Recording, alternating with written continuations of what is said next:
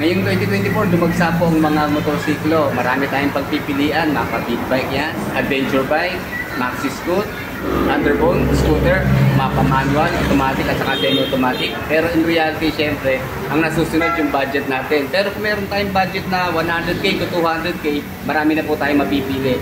Pero kung talagang kapos sa budget at ang budget natin ay nasa 50k below lang, ito po isa sa ino-offer na Mitsukoshi na shoot sa ating budget. Ito pong Euromotor E110. Na-review na po natin to last year. So ngayong June 29, 2024, ulitin natin at napasin ko po mukhang may binago sa kanya.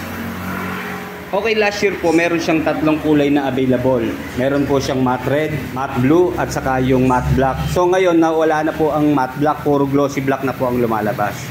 And then wala po rito yung matte blue pero available pa rin po. Same specification pa rin po siya. Decals lang po ang nabago.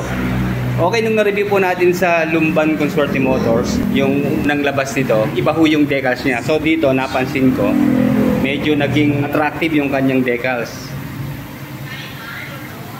Lalo na ho dito sa kulay red. Para siyang nag-aapoy, di ba? Ayan, kulay red, white, at saka orange na color combination.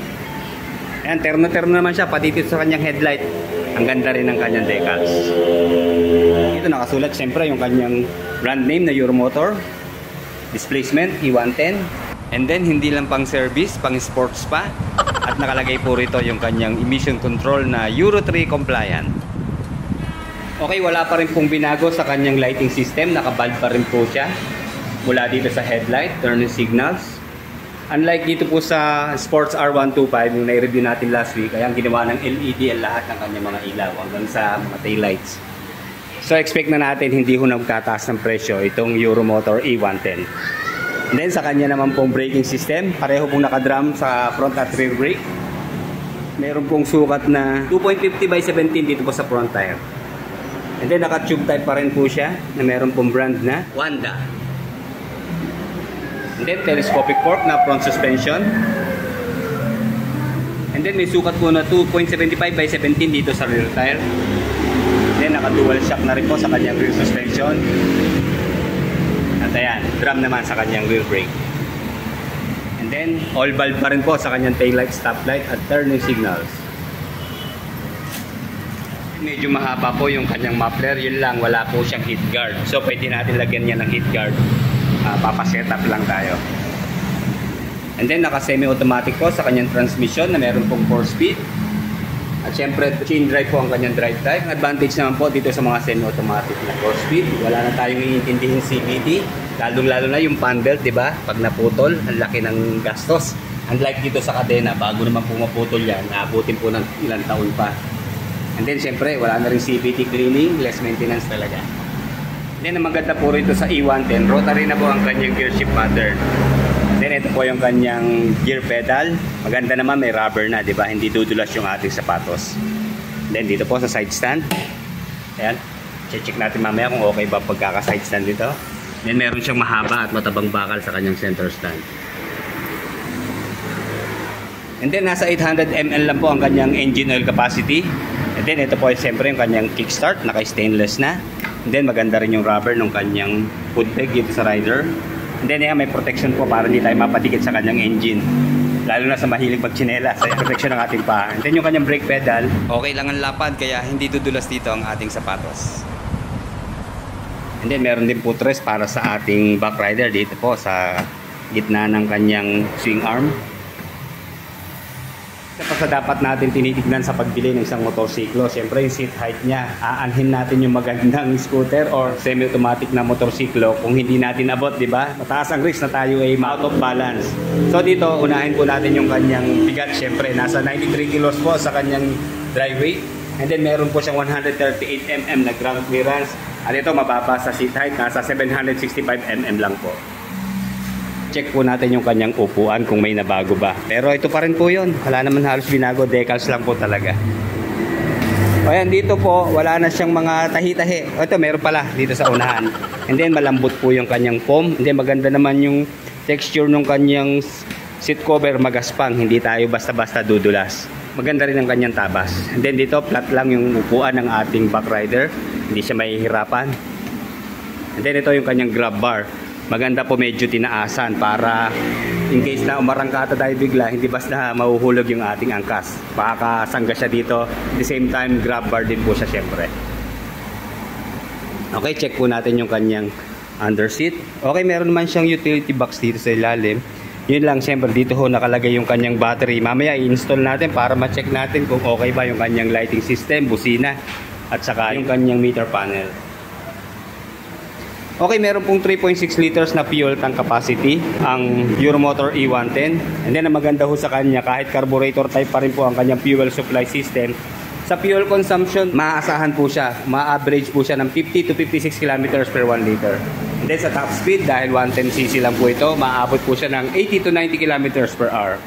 4-stroke, single cylinder, 2 valve, single overhead cam, air-cooled po sa kanyang cooling system, and then carburetor type sa kanyang fuel supply system, 110cc displacement, and then Euro 3 compliant na po sa kanyang emission control. Meron po siyang 5.2 kilowatts at 7,500 RPM sa kanya naman pong maximum power, at 7 Newton meter at 5,000 RPM sa kanya naman pong maximum torque. Ayan, maswerte po tayo ma-installan ng battery kaya ma-activate natin ngayong araw itong Euromotor E110. Salamat kay Sir Ace, buti may available na battery.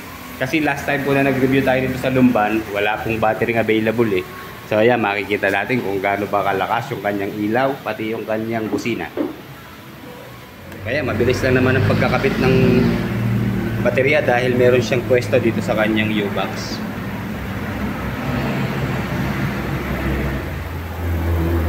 Okay, ang ganda naman ng forma ng kanyang naked handlebar, di ba? Naka-glossy black yung kulay pero hindi po siya alloy, bakal po ito. Mamaya sukatin natin kasi napansin ko parang hindi naman siya mahaba. Tama-tama lang. Then yung curve niya, okay lang din. Sa left side, nandito po yung kanyang switch ng headlight. Then park light, and then switch off. And then meron din siyang high beam, low beam, syempre. Yung kanyang turning signals, left and right. And then horn. And choke. Sa kabila, solo lang yung kanyang electric starter push button. Then ito po yung kanyang front brake, alloy naman. And full analog po yung kanyang meter panel. Dito po yung kanyang speedometer, odometer, and then fuel indicator, high beam, low beam sign, turning indicator, at saka yung kanyang gear position. Okay, naka-install na po yung battery. Kaya nga sir, paki-on nga po. Okay yan, kulay yellow yung kanyang ilaw, di ba? And then ito, meron siya ditong parang digital yung kanyang gear position. Dito umaga pa eh, pero pag sa gabi sigurado kitang-kita yan.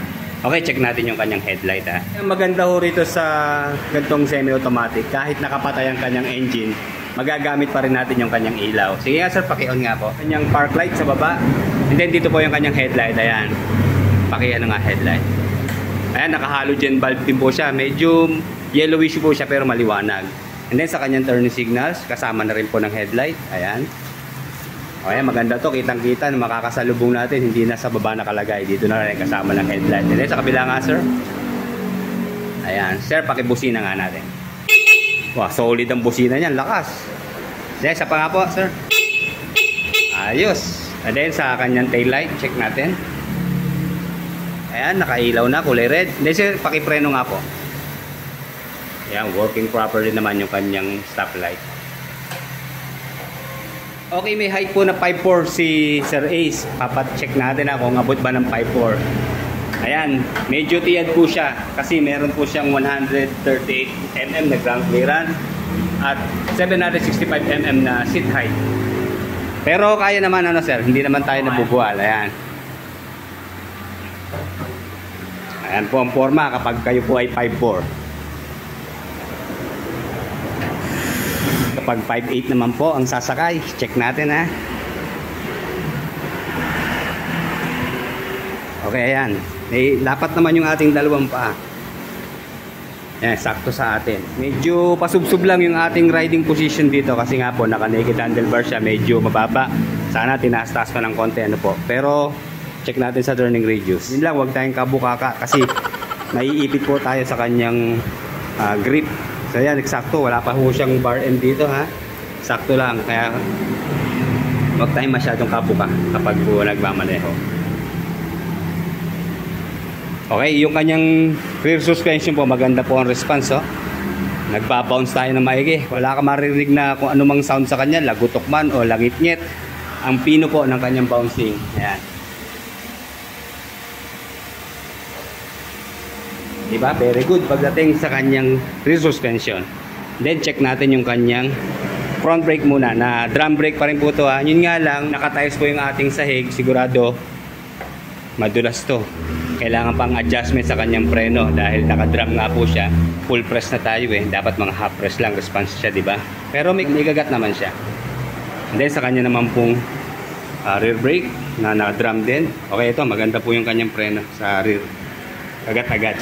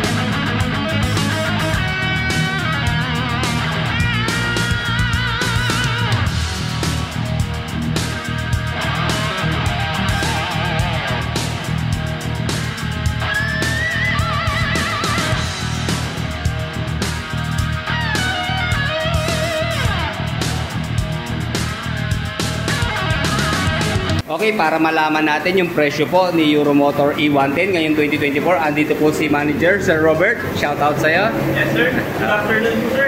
At today po sa lahat ng cash price po natin dito sa Eurosport E110, 40,900.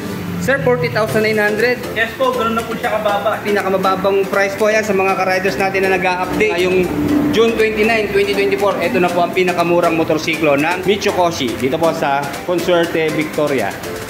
Balita ko, no down payment po siya. Yes po, straight monthly po. Sa 1 year niya po sir na straight monthly, meron po siyang 4,766 pesos. Sir, in case na kukuha, meron tayong paunang bayad agad. Ito po yung kanyang pinaka-unang bayad po.